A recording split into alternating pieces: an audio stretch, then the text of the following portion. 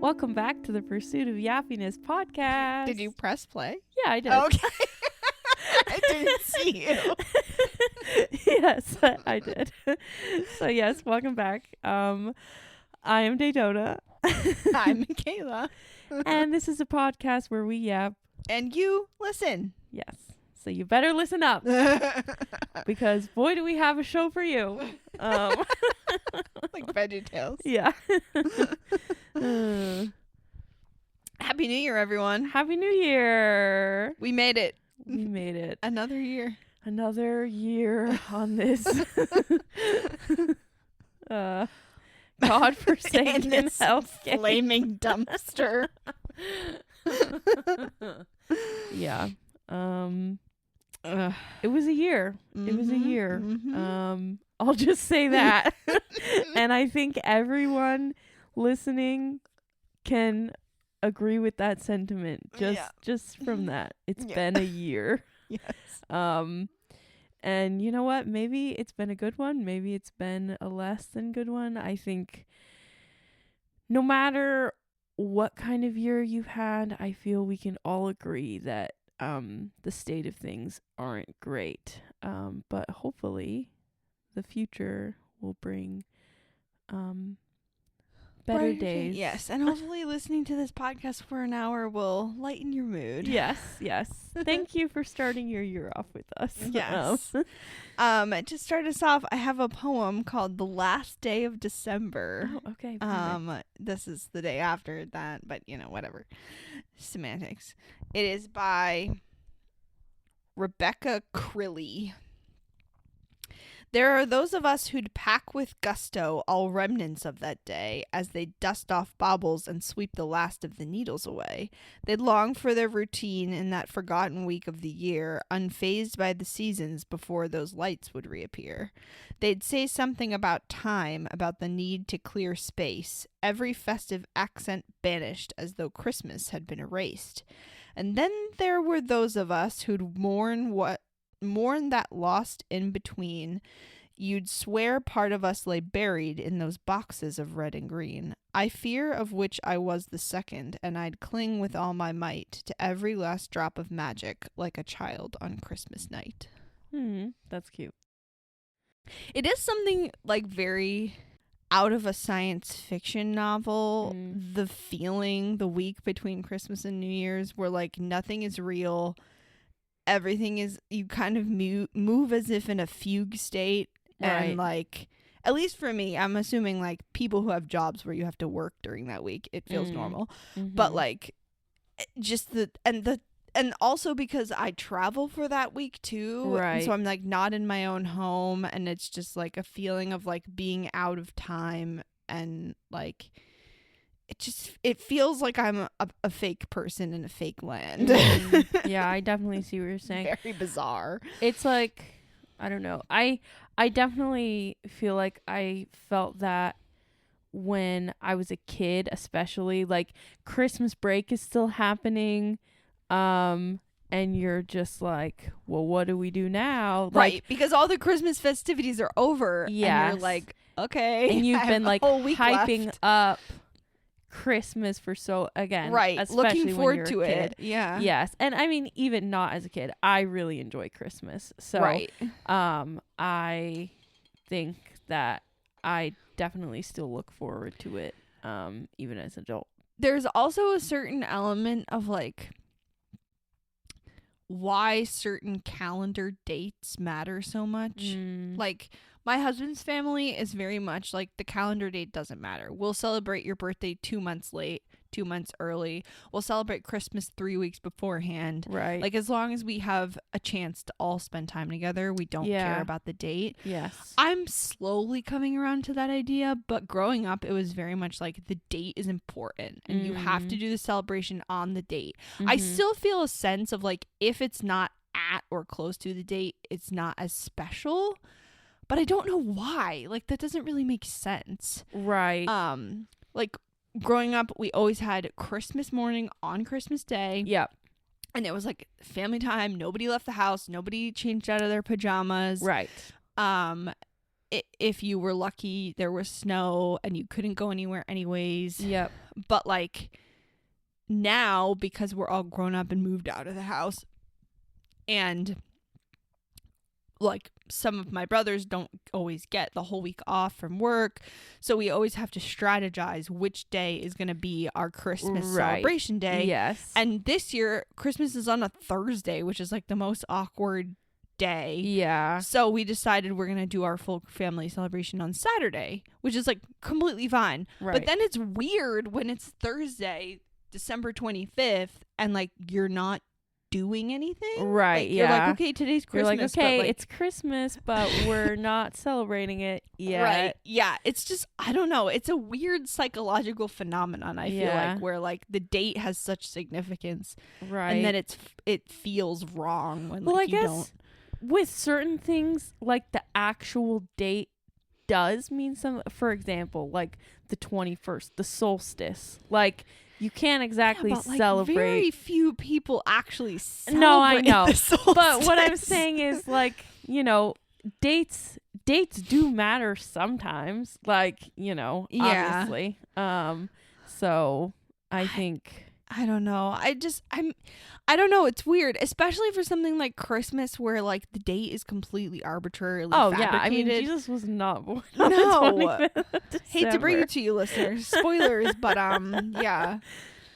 So yeah, I don't know. It's just weird. It's a weird thing to think about, like why this is so important, and it feels less special when it doesn't happen on the date for some reason. I don't know. No, I totally get what you mean. Well, and it's like with your birthday, rarely is your birthday party or whatever, like rarely is it on your actual birthday. Especially when your birthday, like mine, falls around a holiday and is sometimes on the holiday. Right. And or then, even if it's not, even if it's on like a random Tuesday, like, you know, nobody wants to, like, I mean, not necessarily. Let me start over. Some people want to get together on a random Tuesday, but when you're like a little kid, nobody's your having parents your don't want to drive you to a party. Right. Yeah. It's like your birthday party's going to be on like a Saturday, you know, not a random Tuesday. And if you have a parent who like works, then you know, they're not going to be able to throw you a party. Exactly. Exactly. So it's definitely, it's different when you're not celebrating the actual thing on the actual day. I agree. My birthday was always a little bit lame as a kid in the sense that it was February, which February is just a bad month. It's right after the holidays. Everybody's exhausted. Yeah. Nobody wants to celebrate anything or buy anything. Exactly. Or eat treats. And so it's just a very sad birthday month. But it's fine. Nobody wants to go anywhere. It's too cold. Like, you know, so it's really hard to, not that, you know, as an adult, I feel like we have parties less, which we should have them more, in my opinion. It's more just like gathering. Yeah. But yeah, bring back the theme, honestly. Yeah. I love a themed party. Me too. I long for the days when you would go to someone's house and all the paper products would be a certain Disney character. Yes. That same character would be on the cake, on the wrapping paper, on the wall, on a poster, on the party hats, like just everywhere. Love it. Everything was themed. Yes. I had a Camp Rock birthday. Ooh, unique. I had, let's see, what else? What other birthday? I had a Lion King birthday once. Nice. That cake, I think, is the standout that I still remember. I was only like 5 or 6 or something. Yeah. My brother once had a construction themed birthday. Okay, yeah. Because he was really into like backhoes and stuff. Okay, yeah. I remember my mom decorated the cake herself and just like put a Hot Wheels, like, what is it called? Loader thingy on top of the cake. That's cute. Yeah. I will say, being somebody who decorates cakes, it'll be really interesting when my kids are old enough to like request something. Right. It's like, oh boy. Like, I mean, you could just tell them like we're always doing cupcakes, and then it's like easier. I know. Well, actually, so I wanted, and Jake and I have discussed this many times, and even before we had kids, like, this is what we wanted to do. It was like, okay, on your birthday, we're going to design your cake together. Like, and we're going to make it happen, and we're going to do it together. Yeah, that would be fun. And just like try to make it really special. So it'll be really interesting what happens when they're old enough to actually ask for stuff, instead of me just planning it and picking a theme myself. Yeah. Yes, when they're old enough to participate, it's going to be fun. But yeah, I think whenever someone, so far I have not had any complaints on the decoration of cakes that I've made. So no, I mean, people are pleased. They're works with them. of art. Thank you. They're very, very good. I love the one you made for me. Amazing. So, I'm yeah. so glad. I told everyone. I Did showed you? all my coworkers pictures of it. I was like, you guys wish you had friends as cool as mine. Well, I'm glad to hear that it was a hit. Yes. And also it was delicious. Yes. So so last time we talked about, or maybe it was 2 times ago, in the past on this podcast, we've talked about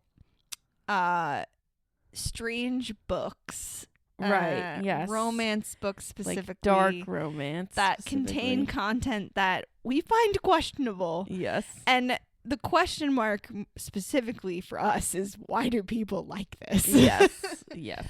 And I was enlightened by the internet Mm-hmm. recently, and I just wanted to share the follow-up.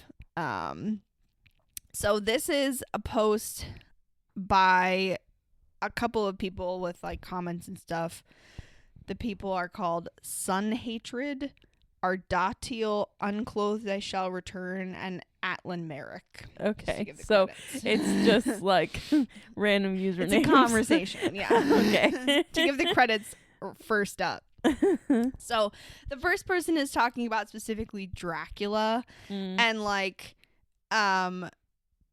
they found out that Bram Stoker, who wrote Dracula, was in a sexless marriage, and that scholars believe he was very likely a closeted gay man. Okay. So that puts the entire book into perspective as to why it reads exactly like a self-insert Wattpad fan fiction. This person's question was, do you remember how these like fan fictions about being kidnapped or being like, you know, assaulted were very popular, and like, why was this the case? Right. And they kind of equated that with the Dracula, you know, thing. Their quote is like, from the perspective of Bram Stoker, I totally love my wife and would never do anything that an upstanding, good, straight working man wouldn't do. But oh no, big, strong man with broad back and strong enough arms to carry me back to bed like a princess trapped me and claimed me as his completely against my will. But he protects me against the bad, evil, sexual women who I assure you I am totally sexually attracted to, as any straight man with a choice would be. But trust me, I do not want any of this. What's that? The Count is not capable of feeling love? Would be a shame if I had the special ability to change that.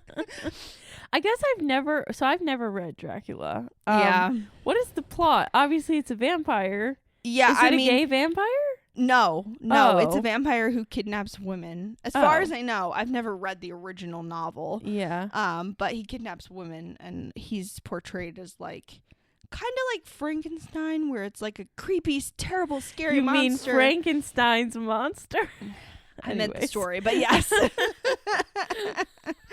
It's like a terrible, scary monster, but like when you read it, it's actually just supposed to be that he's like terribly misunderstood and whatever. Got it. From what I understand. I've never read Okay. it, like I said.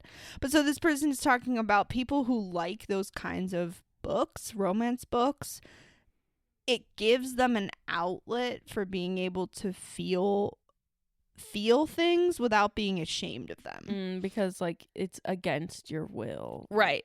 So they were the second person also said it's similar to the bodice ripper romances that women like, because they are like, oh no, the next 40 years of my life are going to be awful because they're going to consist of nothing but washing your dishes and having your children. And I have no other options in life. What if pirate captain thought I was worth stealing away from it all? What if I ran away but no one could blame me for leaving? Stuff like that. And then also it like talks about how women who are raised in repressive communities, specifically conservative Christian ones, where all that matters is purity and virginity.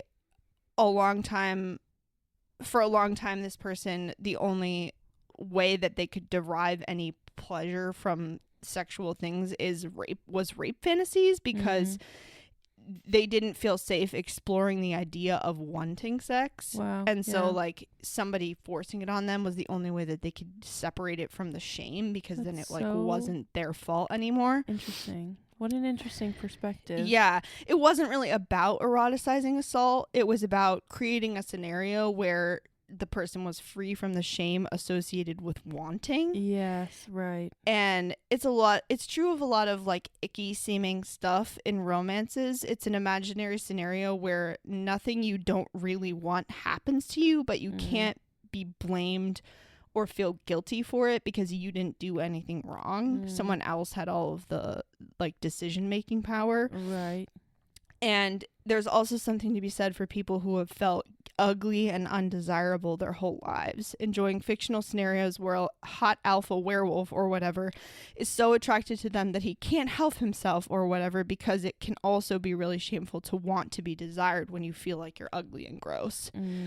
And so, yeah, I just thought that was really interesting, because I was like, this is very eye-opening to me that, like, you know, people like these things not necessarily because they actually want these scenarios to happen to them, but because it's a way that they can explore it while still feeling safe. Yeah. And not feel ashamed. Right.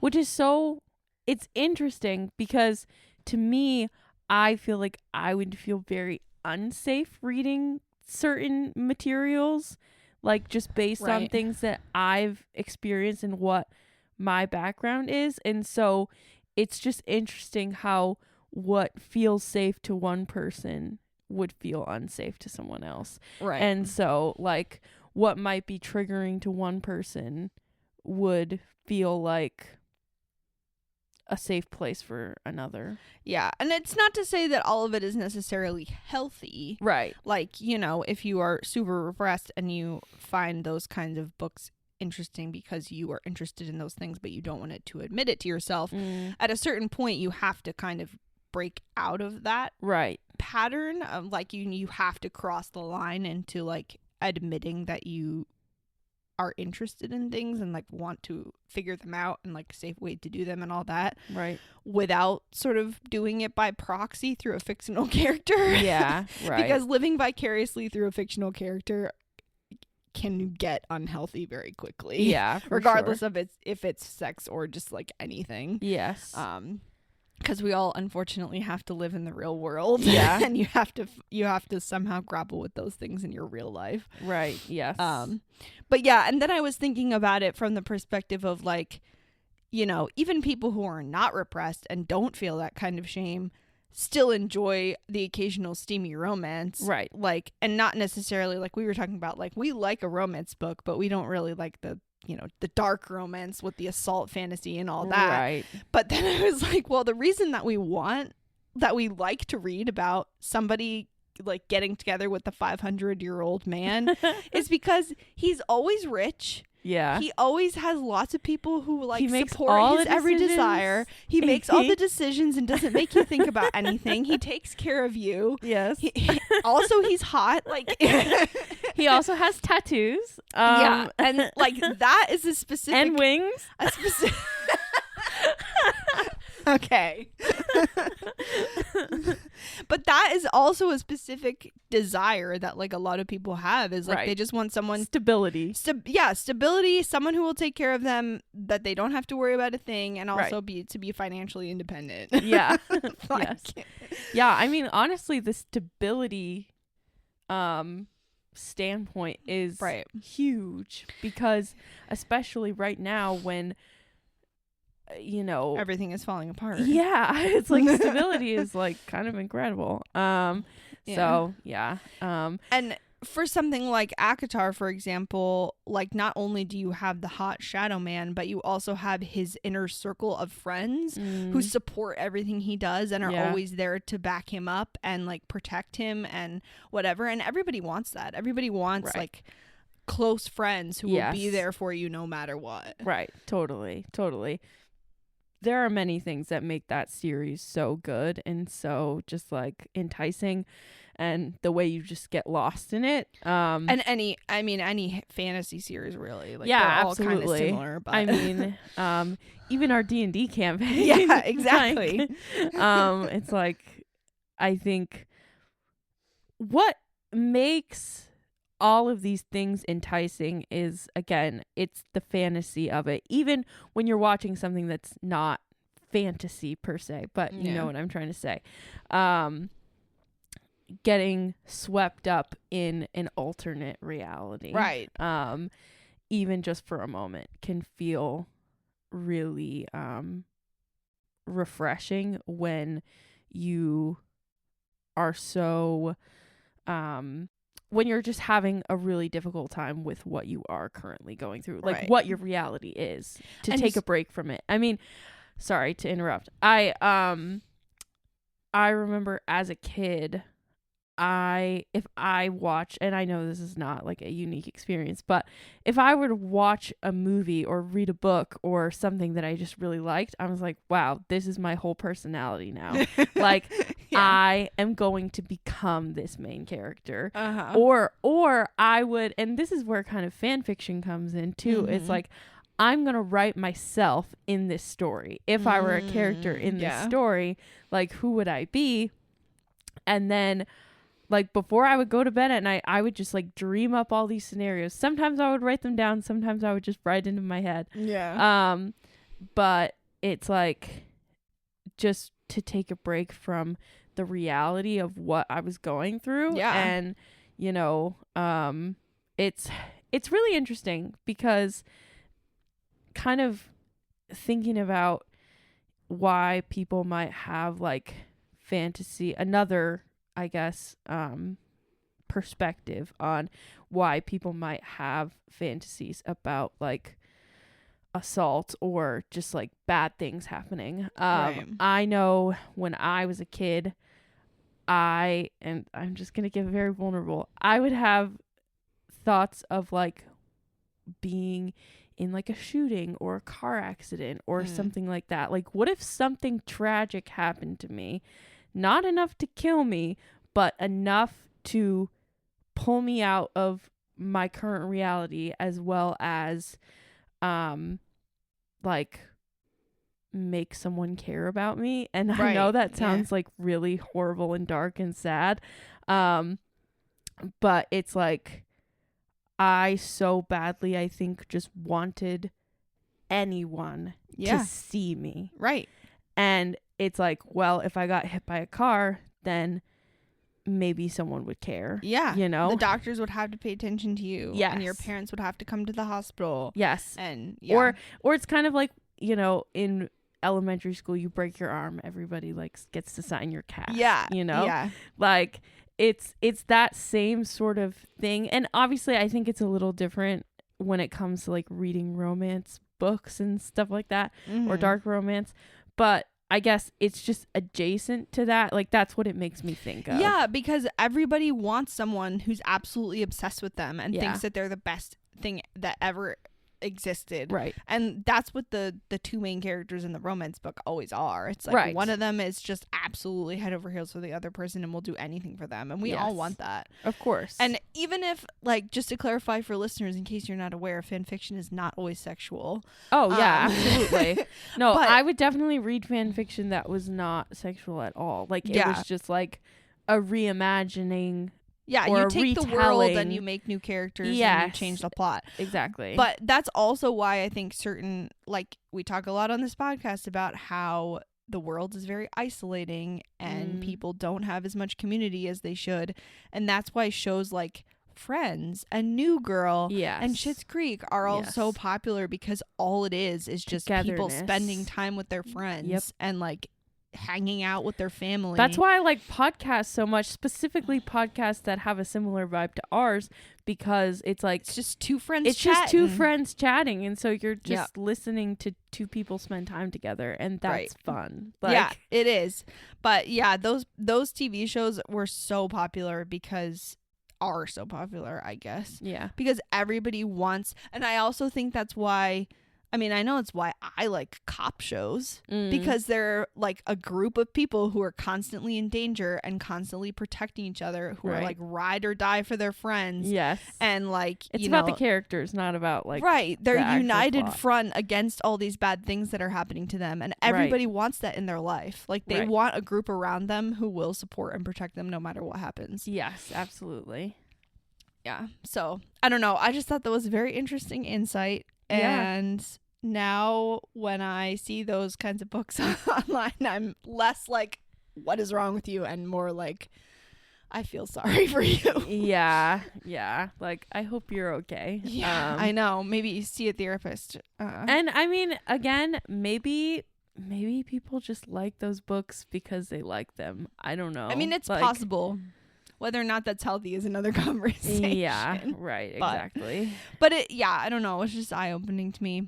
It just goes to show there's always more to the story that you might not be aware of. It's true. It's true. And you can't start judging before you before you ask someone on Tumblr why. Yeah. They open your eyes forever. Do you remember that thing that I sent you the other day about the whole like pajamas on planes? Yes. Okay. Ugh. So if you don't know, for the listeners, if you're not aware, basically the U.S. Transportation Secretary Sean Duffy has a message for Americans: stop wearing pajamas on planes. And I'm like, yuck. You can pry my pajamas from my cold dead hands. Yeah. Because I will be wearing pajamas on planes till the day I die. Yeah. I actually brought that up at Thanksgiving because somebody was talking about flying. Uh-huh. I brought it up at Thanksgiving, and the people that I was with said, "Yeah, I agree." Can you believe that? I was like, are yes, you kidding? I can. Well, it's interesting because the person who the reason I saw this and the reason why it popped up on my Facebook was because someone reposted it and were like, yes, absolutely. What? And I'm just like, what? As if life isn't hard enough. I know. And now you're going to have to make me dress up to go on an airplane? I'm like, I have 2 children.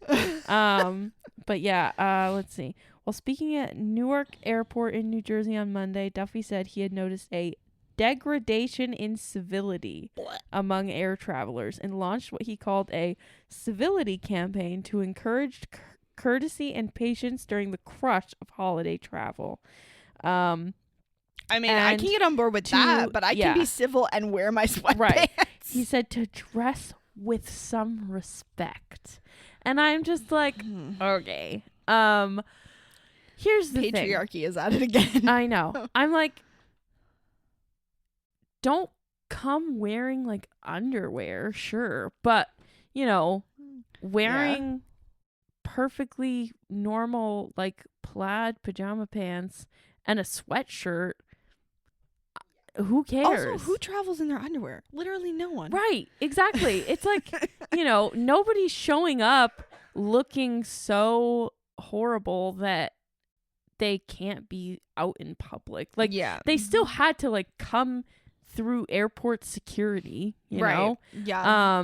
The people that I was with specifically were like, people shouldn't be wearing their scandalous pajamas because I don't want my 6-year-old son seeing that in an airport. Barf. I was like, okay. What scandalous pajamas Nobody are they I know thinking wears of? lingerie on the plane. I know. I've never seen anyone wear anything scandalous at an me airport. Either. And because I said something similar. I was like, you can pry my sweatpants out of my cold dead hands. And they were like, oh, sweatpants are fine. At least your butt is covered. I was like, What? Who is not covering their butt while sitting on a public plane seat? Right. Well, and yeah, it's Yes. it's outrageous. Because especially too with 2 children, it's like I'm not going to put my children in like fancy Easter clothes. dresses. Yeah, or just normal clothes in general. Like, sure, don't dress like, I don't necessarily think he's telling people they need to like dress up on planes like how they used to. Yeah. But I do feel like I'm not going to wear jeans on a plane. No. Especially if it's a long flight. If I'm on a plane for 6 hours, there ain't no way I'm wearing jeans. And there's no way I'm putting my kids in normal clothes. Like, they're going to be in their pajamas when we fly. Yeah. Like, we have to wake up early. If you want to bring back dressing nice on a plane, you know what else you have to bring back? Having elbow space and leg space. And serving meals.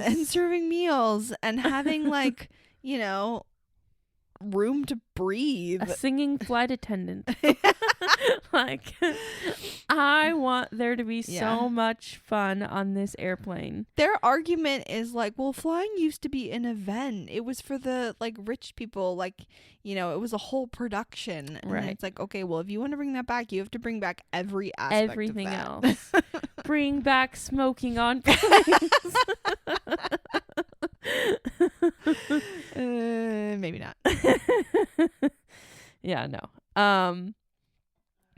But not that I would take advantage of that anyway. No. But I also don't want to be in a plane with no, everyone else absolutely smoking. not. No.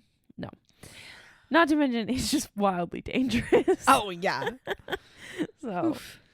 The other thing about traveling on a plane is that I always have to wear layers because like the airport is air conditioned. Right. Then the walkway to the plane is 90 degrees if you're flying in the summer. Yes. Then the actual plane is like stuffy and hot until you get in the air, and then it's freezing and the air is blowing straight on you. Yes. And then you have the whole thing in reverse, and if you're flying between climates, it's a whole other issue. Yes. So like you can't wear nice clothes because you'll just have to be like putting layers on and taking layers off all day. Well, and that's the thing too, like if you're like me in a hurry walking from security to your gate, you're going to get all hot and sweaty if you're wearing like exactly, especially if you're like toting 2 children behind you and all your suitcases and whatever. Exactly.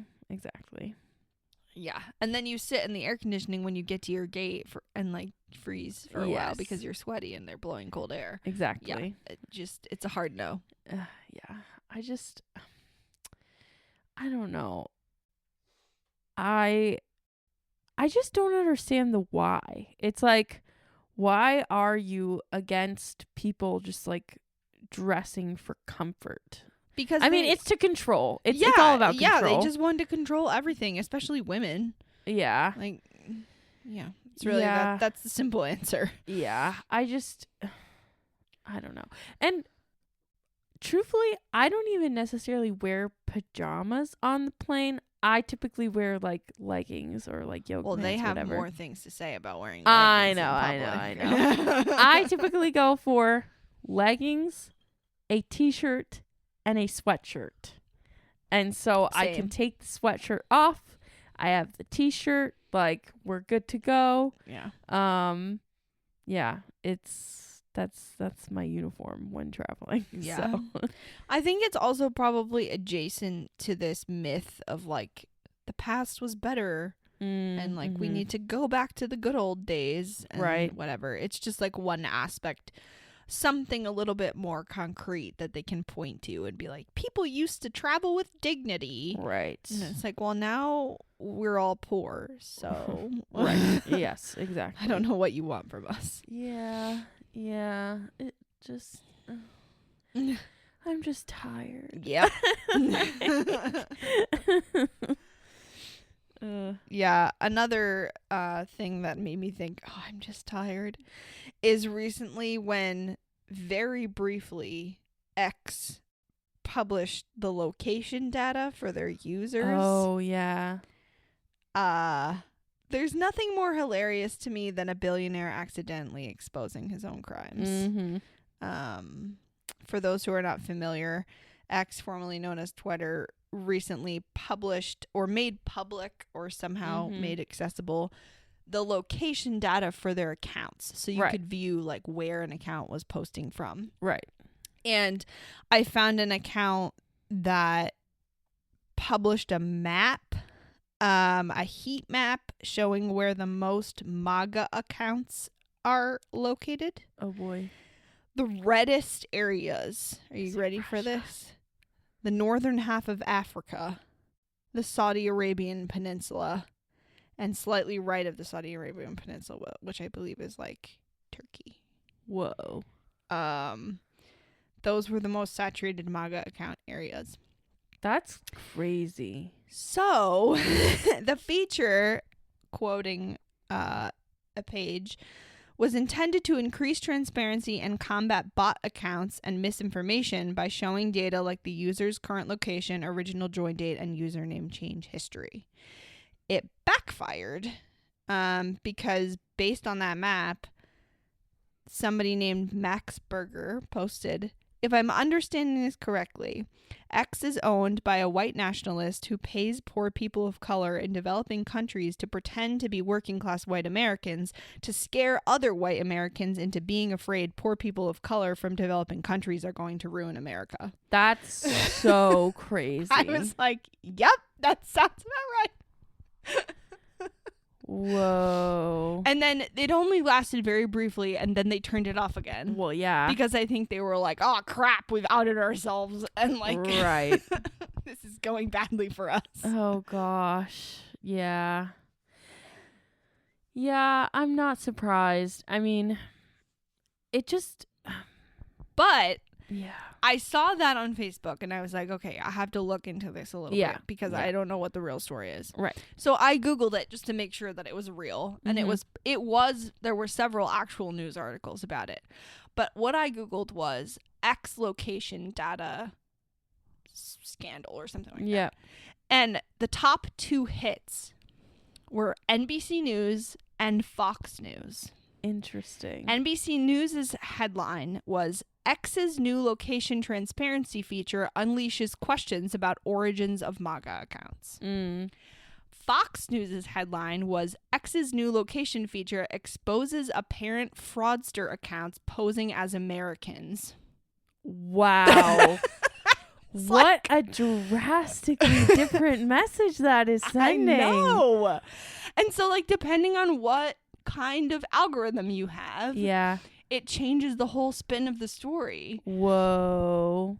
And like, do I think that it was a billionaire oopsie and they exposed their crimes? Yes. Do I think anything will come of it? No. Well, of course not. Because there is another way of viewing it. Like, you can spin it around and be like, oh, those people in other countries posing as Americans. Like, I was just like, wow. That's so crazy. And it just goes to show, like, we don't all go on the same internet. Oh, absolutely not. Like, no. And that's the thing that's so wild to me is, like, I'll talk to someone who is conservative and I'm like, didn't you hear about this? And they're like, no. Yeah. And they're like horrified. And it's just like, girl. Yeah. Do you live under a rock? Like, yeah. Or like, you'll try to explain to them, like, this policy that's being enacted is very harmful and these are the ways that are bad. And they're like, well, that's just what they want you to think, whatever. Right. And then if you don't mention the policy and you say, I have a friend who is currently suffering this hardship, they'll be like, oh my gosh, that's just so terrible. And you're like, yes, I know. I tried to tell you this was going to happen. Right. You wouldn't believe me. Totally. Well, and that's the thing too, especially because I feel that, you know, a lot of Christians have like compassion in their hearts sometimes. But only for like people they know. Yes, exactly. Or not the hypothetical people yeah. that might get hurt, but it's like, oh, your best friend is suffering because of X, Y, and Z. I'm so sorry. Let's pray for your them. friend's healthcare got taken away. Oh my gosh, that's so tragic. Yeah, exactly. But Yeah. I know. They struggle with the abstract. Yeah. Yes. Or even just like thinking 2 steps down the line. Yeah. Like I feel like, for example, when Roe v. Wade got overturned, all of the liberals were like, this is a step in the wrong direction. It's Right. only going to get worse from here. Who knows what other rights will get taken away now Right. that we've like, opened the door to these things happening. And conservatives were like, well, it only, affects these people, or it only takes away like the mandate, but people can still make their own decisions. Leave it up Right. to the states. Like they won't admit that like it's one step down a tragic road. Yes. And now that more and more things are happening that are worse and worse and worse, it like we're all kind of like, yeah, we told you this was gonna happen. Right. Right. Well, and it's just like one thing leads to another. Exactly. Yeah. And so it's like in Wicked. It's like it started out with the animals having to get like captured and need a mandate in order to or need like a paperwork in order to travel. And then it came for the munchkins, and it's like, well, I didn't think the leopard was gonna eat my face until it did. Until it did. Because Wicked is an excellent metaphor for what's happening in our society currently. And if you didn't watch it, please go do. Because I enjoyed it. Yeah. So anyway, I thought that was fascinating. Yeah.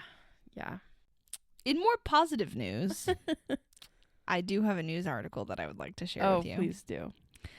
I didn't save the actual article that I saw, but I found the website that it was based on. Mm-hmm.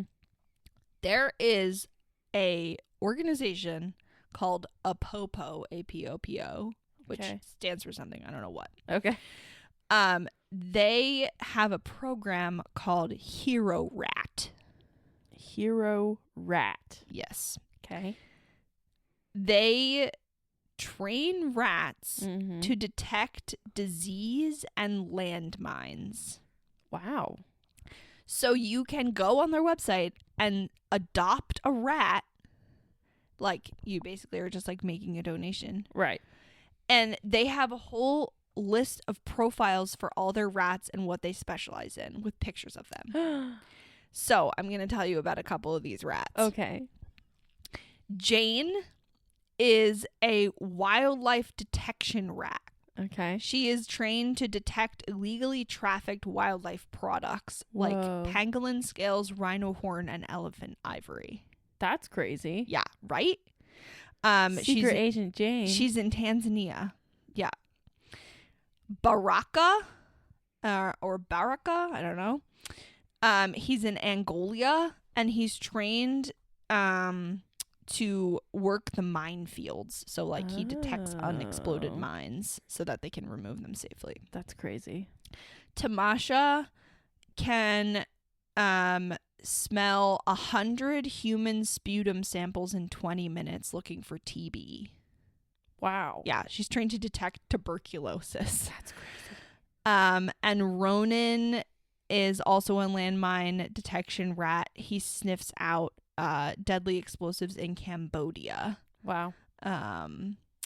In like minefields. So yeah, like in certain countries where there were like wars or genocides or coups or whatever, there's a lot of places where there's still a bunch of mines buried they've never removed them, they haven't been exploded, and so poor people or children who like are kind of migratory, don't really have a place to live, will stumble across them and get exploded.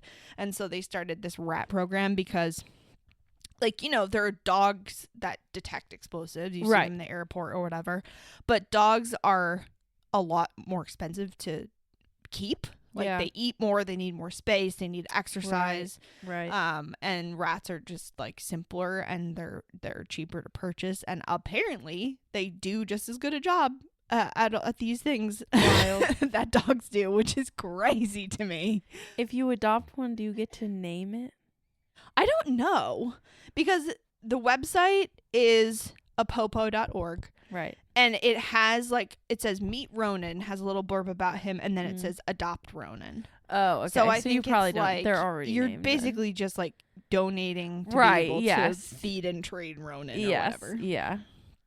And then they have like, if you make a monthly donation of $10, you clear a 10 square meter minefield. Oh.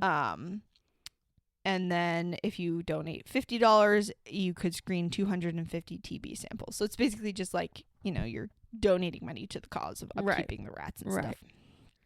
But That's really cool. I just thought it was so funny. Like, just picturing little rats, like, smelling spit and, like, yeah. I don't know, just very cute. And they have pictures of them with, like, little bomb vests on and stuff. Oh my god. And a little bell around their neck and a leash. And, like, So they're cute. so cute.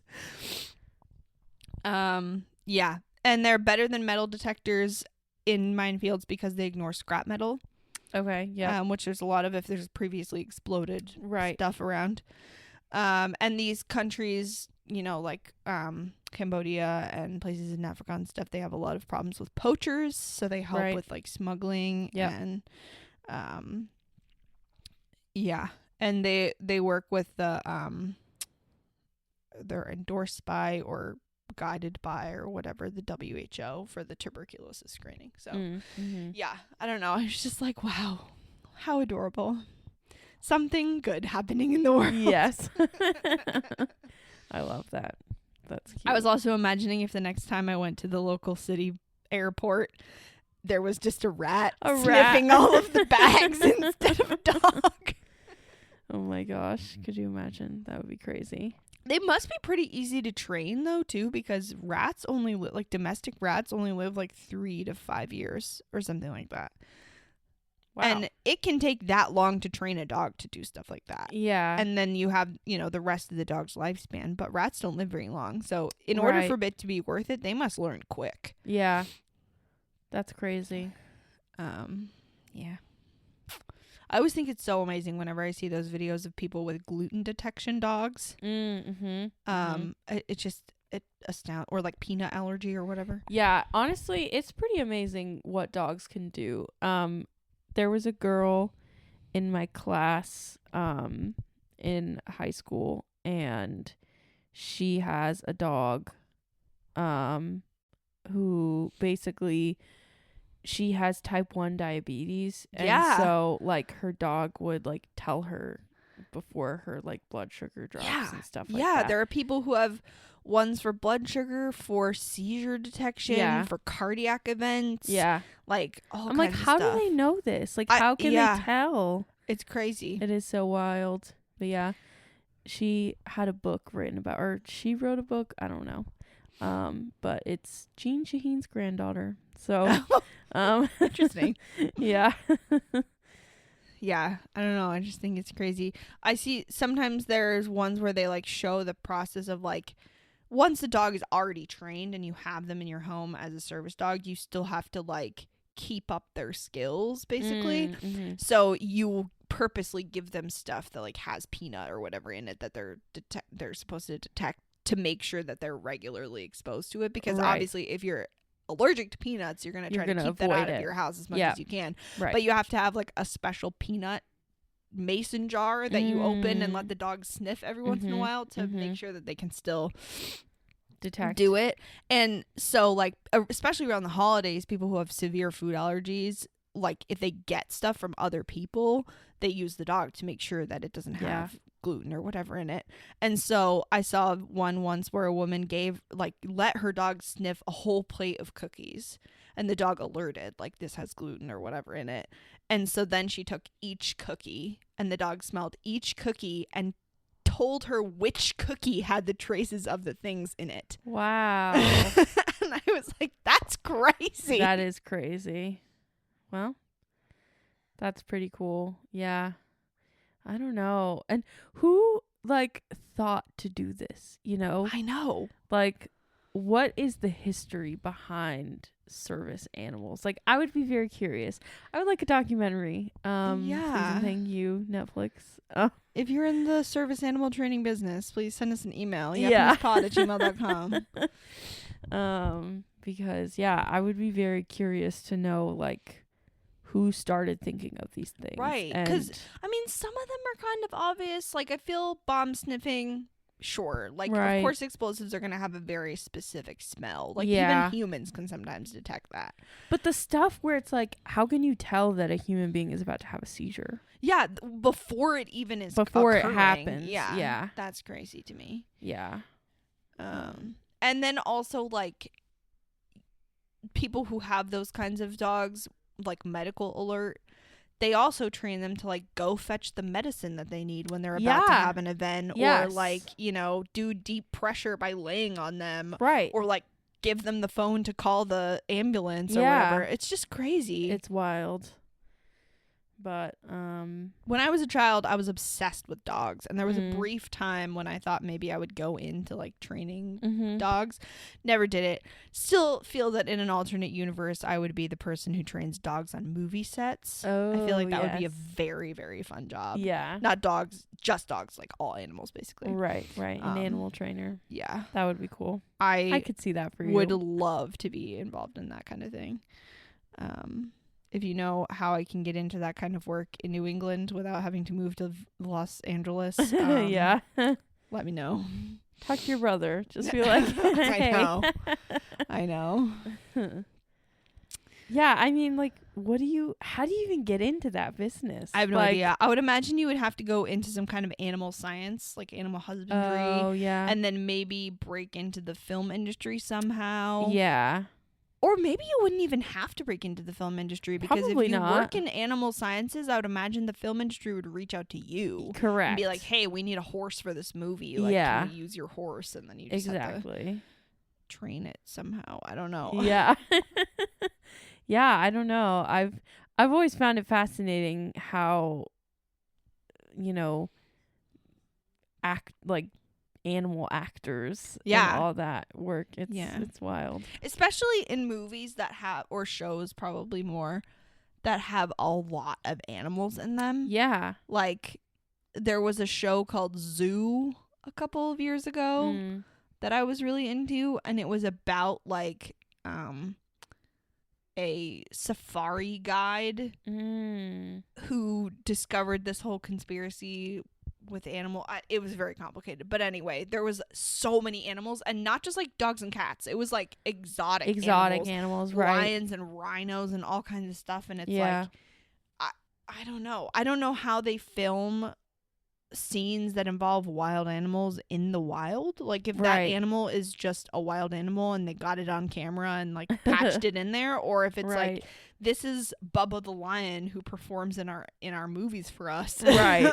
Like, yeah, I don't know. That's wild. And movies that are like about animals, or you know, the animals are talking. Obviously the animals don't actually talk. I'm well aware of that. Right. But like Homeward Bound, classic example. Yeah, right. Loved those movies when I was a kid. Yes. Those were the movies that inspired me, that I was like, I want to be a movie animal trainer. But yeah, it's a very fascinating industry. For sure. Or movies like Lord of the Rings, where there's like 50,000 horses. Yeah. And you're like, how do you even begin to take on something of that scale? Right. I don't know. Yeah. I went to a theater production recently of Noah and the Ark, and it was like a serious theater production. Right. And they had so many live animals for the like interior of the Ark scene. I didn't realize that they had actual animals. I mean, the stuff like, you know, the elephants and the tigers and whatever was animatronic, but they had a lot. Like, they had skunks and peacocks and camels and donkeys. Skunks? Yeah. I would be terrified. I mean, when you have a domesticated skunk, they surgically remove the like stink sack or whatever it is that they spray out of, so they can't do anything like that. But okay, I didn't realize that was a thing that you could do. It is. It's kind of it's not the same thing as spaying, but like, if you have a domestic skunk, it's a routine surgery that they can do, similar to spaying. Okay. I didn't realize that there were a bunch of domesticated skunks. Well, it's a very specific scenario, obviously, but like I'm pretty sure when they have them in zoos, they usually do that because the zookeepers can't be getting sprayed like every time they want to feed them or whatever. Yeah, that makes sense. And I remember one time when I was a kid, we had this like science camp, and they brought in a whole bunch of animals from like a local rescue, and one of their animal ambassadors was a skunk. So and cute. They were like, "Don't be scared, he can't spray you." Oh, okay. But yeah, those were really cute. They had raccoons, they had horses, they had real zebras. They had little monkey, like capuchin monkeys. They had doves, all kinds of live animals, like nothing predatory or dangerous. Of course. And it was very, very cute. They had cats, big fluffy white cats that they carried on stage. Dogs. Yeah, it was really cool. But I was like, what does the backstage look like? Is it just a stable, like a barn? Yeah, that's crazy. How big was the like stage? It was big. It was like bigger than Broadway size. Wow. Is this at that one place in yeah. I forget what it's called. Sight and Sound. Oh, right. Yes, thank you. Yeah.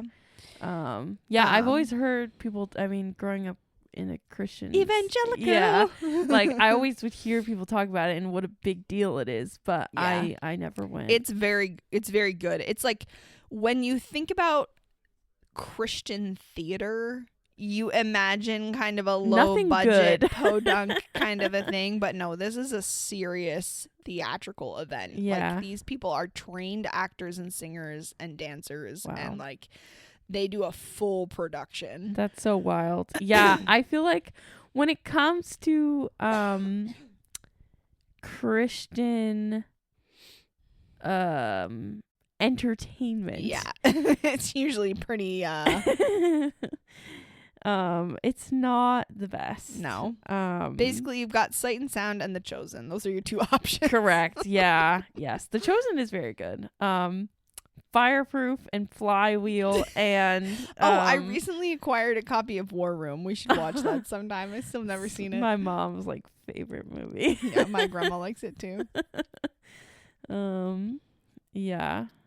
Yeah, we should give it a watch. Yeah. And then discuss on the pod. Yeah. A special bonus episode of War Room Breakdown.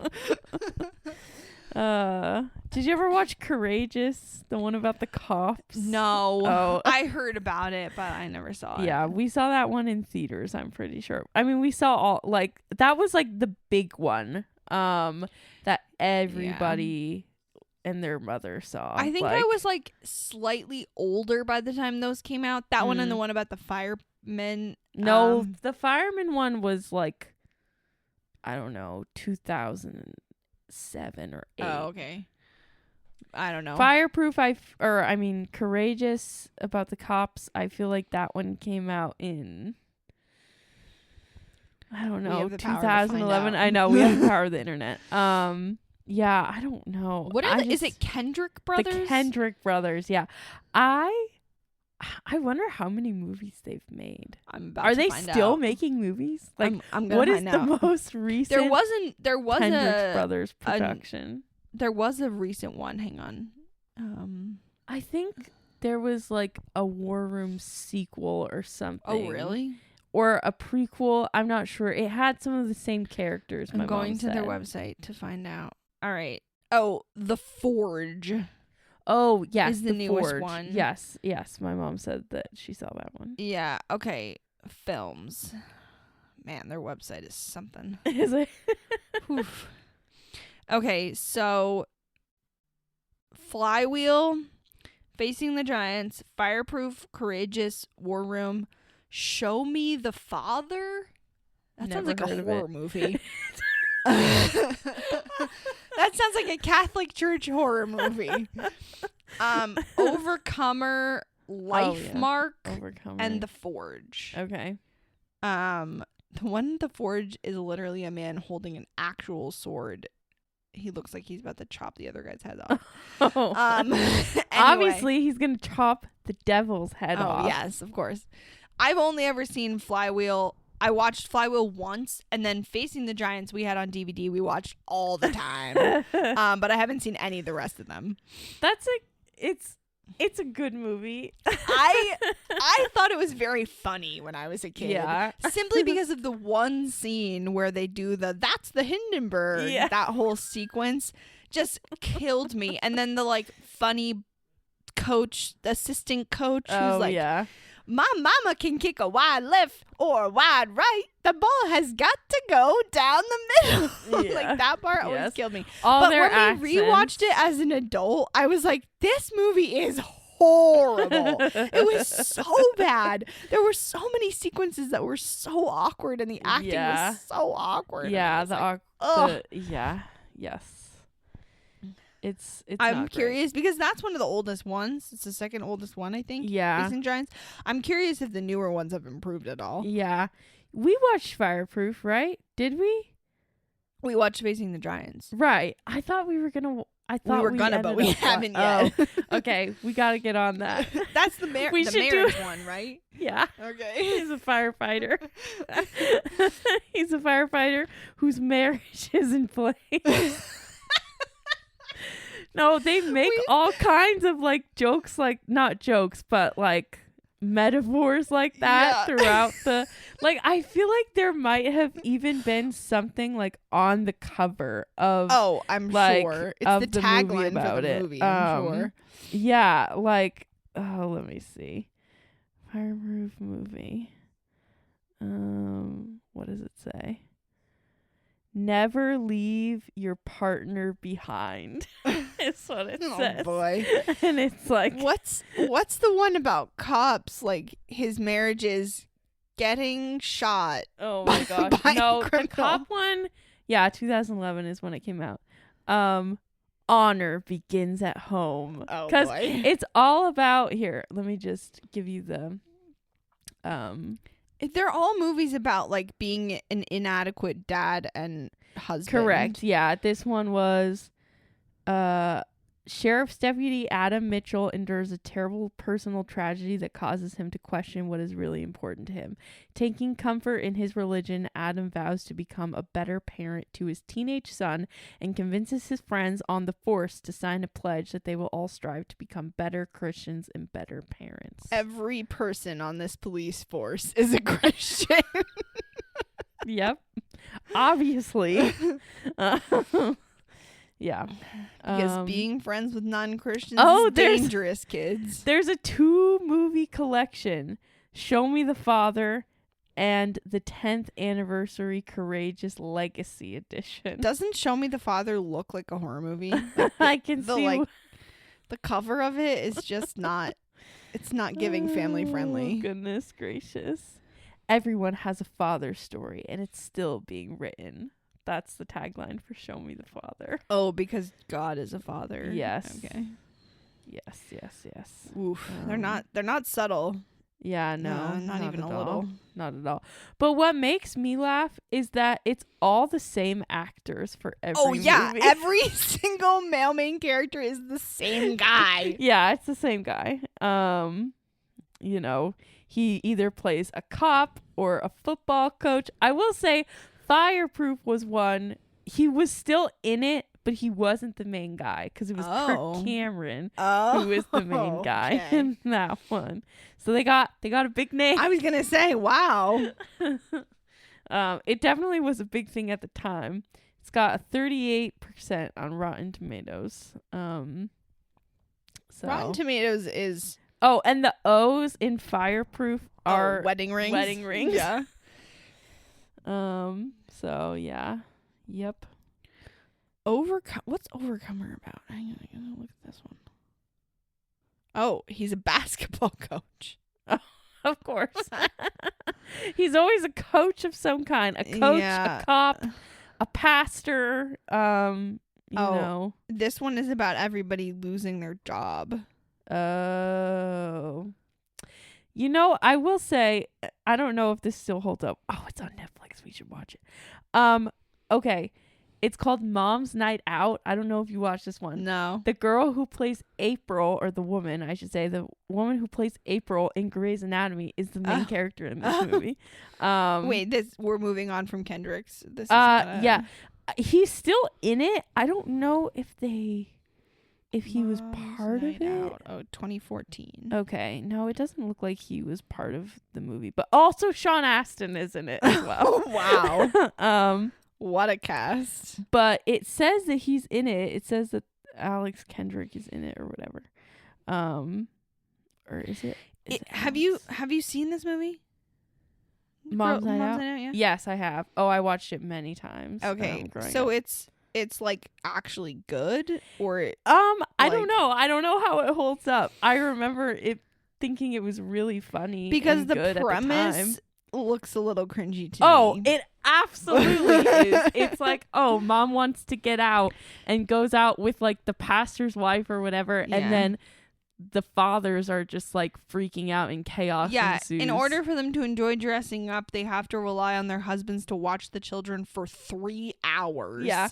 Naturally, everything that can go wrong does, resulting in an unforgettable night for Naturally, all of our husbands are completely inept and incompetent can't do anything. for 3 hours, Michaela. 3. Yikes. Yeah. Yes. So, I know that the premise, terrible, but I think at the end of the day, it probably doesn't hold up. But I thought it was really funny at the time. It was also on Pure Flix, Of course. which gives me a lot of hesitation. But I'm here. I'm here for it. We can do it. April Kepner. Shout out to her. Yeah. Oh. She was the real one. Sarah Drew. Yeah. All right. Well, do you have a poem to wrap us up to close us out? All right. Inspired by the holiday season, I found this poem because the algorithm knows I like poems at this point. But I thought it was very appropriate for the holiday season, the wrapping up of the holiday season, because I feel like, especially with the world falling down around us, the holidays are hard for a lot of people. Yes. And it kind of makes you wonder, like, where is it going to go from here? And will it get better? And, you know, all those kind of things. So this poem is called Perhaps the World Ends Here by Joy Harjo. The world begins at a kitchen table. No matter what, we must eat to live. The gifts of earth are brought and prepared, set on the table. So it has been since creation, and it will go on. We chase chickens or dogs away from it. Babies teethe at the corners. They scrape their knees under it. It is here that children are given instructions on what it means to be human. We make men at it. We make women. At this table we gossip, recall enemies and the ghosts of lovers. Our dreams drink coffee with us as they put their arms around our children. They laugh with us at our poor falling down selves and as we put ourselves back together once again at the table. This table has been a house in the rain, an umbrella in the sun. Wars have begun and ended at this table. It is a place to hide in the shadow of terror, a place to celebrate the terrible victory. We have given birth on this table and have prepared our parents for burial here. At this table we sing with joy, with sorrow. We pray of suffering and remorse. We give thanks.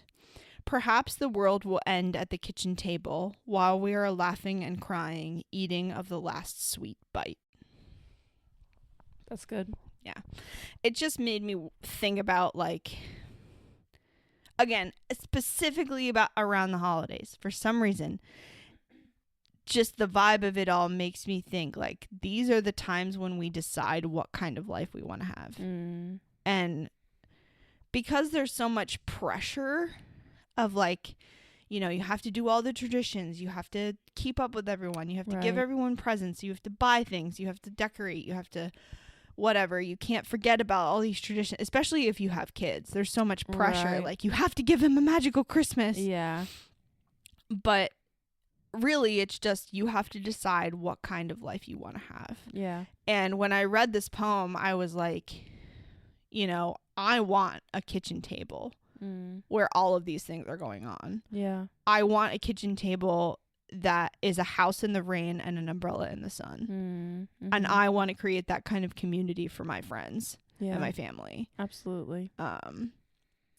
I don't know. I've just been thinking about that a lot. Like, when it comes to buying gifts, it's like you want to buy things that last, not junk. You don't want plastic trash. Right. You want to upcycle. You want to thrift. Don't, not to say don't buy from Amazon, but like, think twice before you buy something that might turn into trash the next year, Yeah. Don't become your boomer parents whose house is full of garbage and someday you're going to have to deal with it all. Right. Just like, think carefully and curate the life that you want to have. Even if it's not the same life that the people who went before you had, because sometimes what we've always been doing isn't the best way. Right. Yeah. So, yeah. Totally. I don't know. Nice. I like Happy New Year, everyone. Happy New Year. And here's to hoping that it'll be better than the last one. Yeah, this is the perfect time of year to make some changes in your life going forward. Yes. Curate the life that you want to have and be the person that you want to be. Absolutely. And on that note, we'll catch you next time. Yeah. Bye. See ya.